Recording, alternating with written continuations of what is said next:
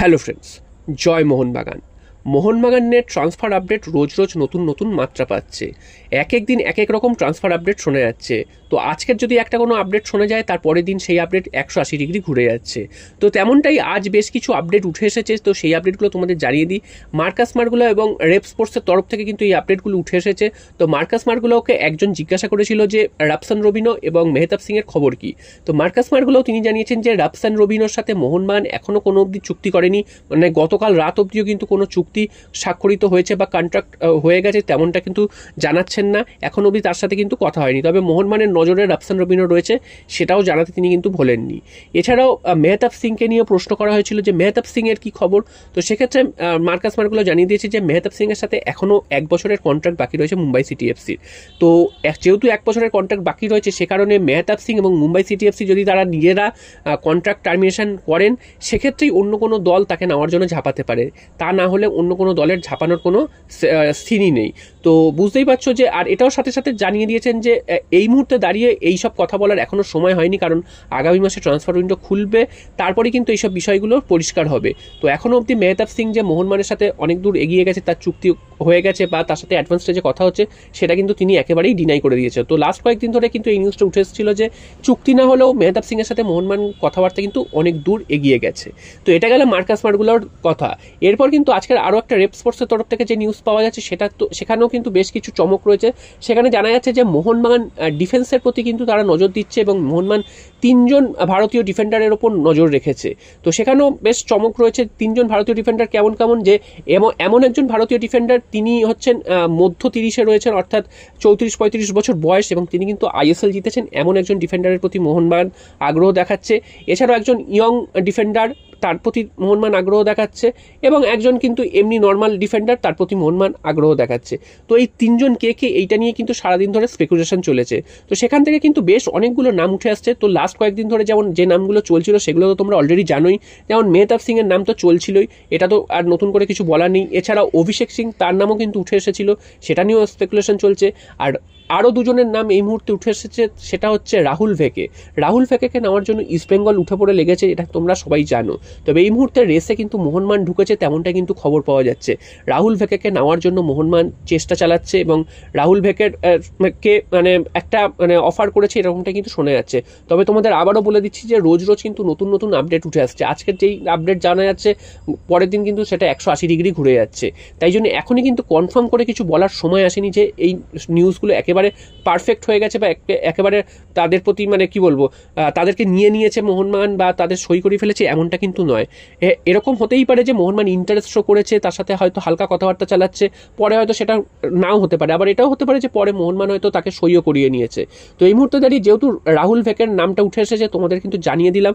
এছাড়াও রেফ স্পোর্টসের তরফ থেকে কিন্তু যে 3 জন ডিফেন্ডারের কথা বলা হয়েছে, সেখানে কিন্তু যেরকম তার ইঙ্গিত দেওয়া হয়েছে, কারণ নাম তো অবশ্যই বলা হয়নি, যেমন ইঙ্গিত দেওয়া আছে সেখান থেকে কিন্তু এই নামগুলোই উঠে আসছে। রাহুল ভেকে তো অবশ্যই তিনি আসতে পারেন, তার এই মুহূর্তে বয়স কিন্তু প্রায় 34-35 বছর।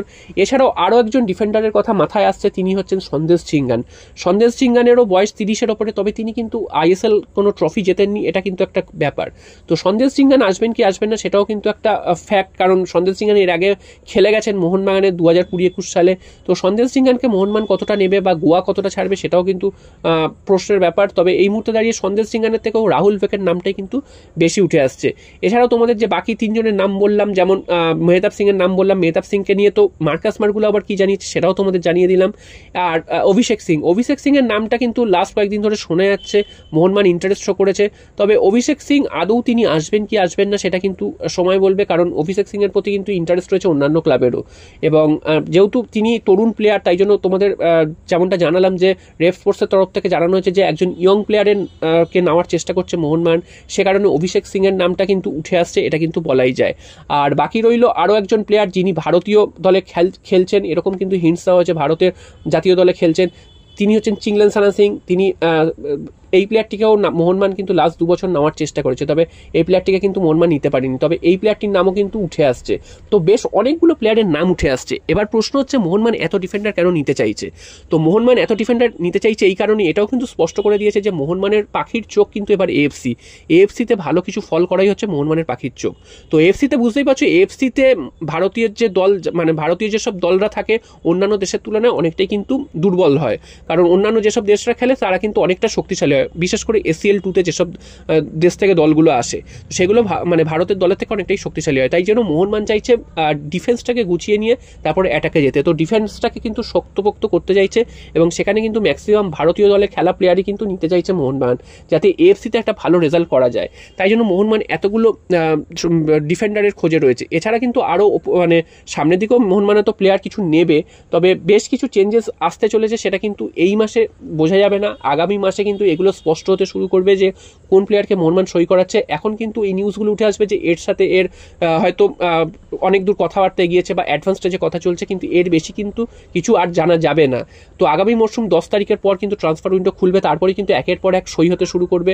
তবে মোহনবাগান যে এই যে প্ল্যানিংটা করেছে, এই প্ল্যানিংটা কিন্তু একটা ভালো বলা যায়, কারণ এইভাবে যদি মোহনবাগান প্ল্যানিং করে, কারণ এত বছর আমরা দেখে এসেছি যে মোহনবাগান এএফসি নিয়ে কোনোদিনই মাথা ঘামায়নি।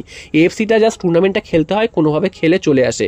কোনোদিন যে সেখানে ভালো ফল করতে হবে বা সেখানে জেতার একটা চেষ্টা করতে হবে, সেটা কিন্তু মোহনবাগান কোনোদিন করেনি। এই নিয়ে কিন্তু সমর্থকদের একটা ক্ষোভ রয়েছে। তবে এই বছর যে মোহনবাগান এই দিকে তাকাচ্ছে, তাতে কিন্তু আমরা অনেকটাই খুশি যে এএফসিকে পাখির চোখ করছে। অবশ্যই ডোমেস্টিক টুর্নামেন্ট তো আমাদের খেলতে হবে, সেগুলোতে জিততে হবে এবং সেগুলোতে আমরা ভালো ফল করব, সেটা তো আমরা আশা রাখি। তবে এএফসিকে যে পাখির চোখ করেছে এবং এএফসির যে আগের মতন তো ফরম্যাটে খেলা হয় না, যে এখানে এসিএল 2 খেলা হচ্ছে, এসিএল 2-তে যথেষ্ট কঠিন প্রতিদ্বন্দ্বীরা পড়বে মোহনবাগানের। গত বছর আমরা দেখেছিলাম, যদিও ভাগ্যবশত আমরা খেলতে পারিনি, দুর্ভাগ্যবশত আমরা খেলতে পারিনি টুর্নামেন্টটা, তবে এবছর মোহনবাগান তো টুর্নামেন্টটা খেলছে। তো আমাদের কাছে লক্ষ্য থাকবে যে ভালো পারফরমেন্স করা। আমরা চ্যাম্পিয়ন হবো না এটা আমরাও জানি, তো চ্যাম্পিয়ন সেইটা তো ভেবে চললে হবে না, তাই জন্য আমাদের ভালো পারফরমেন্স করতে হবে, এটা মাথায় নিয়ে নামতে হবে। অন্তত যেন আমরা নকআউট স্টেজে পৌঁছাতে পারি, গ্রুপ লিগ টপকে নকআউটে যেতে পারি এবং সেখানে একটা ভালো লড়াই দিতে পারি, সেটা কিন্তু আমাদের লক্ষ্য থাকবে। তো দেখা যাক মোহনবাগান বেশ কিছু ভালো প্ল্যানিং নিয়েছে, সেই প্ল্যানিংগুলো কতটা কার্যকরী করতে পারে দল গঠনে, সেটাই কিন্তু আমাদের লক্ষ্য থাকবে। আশা করব মোহনবাগান একটা শক্তিশালী দল করবে এবং যেসব নামগুলো বললাম এই নামগুলো একটা স্পেকুলেশনের মধ্যে রয়েছে, কারণ যেভাবে তার হিন্টসগুলো দেওয়া হয়েছে সেখানে কিন্তু এই প্লেয়ারদের নামই কিন্তু উঠে আসছে। তো দেখা যাক শেষ পর্যন্ত কোন প্লেয়ারকে নেওয়া হয়। তোমাদের আরও একবার বলে দিচ্ছি যে প্রত্যেক দিন কিন্তু নতুন নতুন আপডেট উঠে আসছে। আজকের একটা আপডেট উঠে আসলে তারপরের দিন কিন্তু সেটা 180 ডিগ্রি ঘুরে যাচ্ছে। তাই জন্য এখনই কিন্তু কোনো কিছু শিওর হয়ে কেউই কিন্তু বলতে পারছে না এবং মোহনবাগান ম্যানেজমেন্ট কিন্তু যথেষ্ট মানে চুপিসারে কাজকর্ম করে।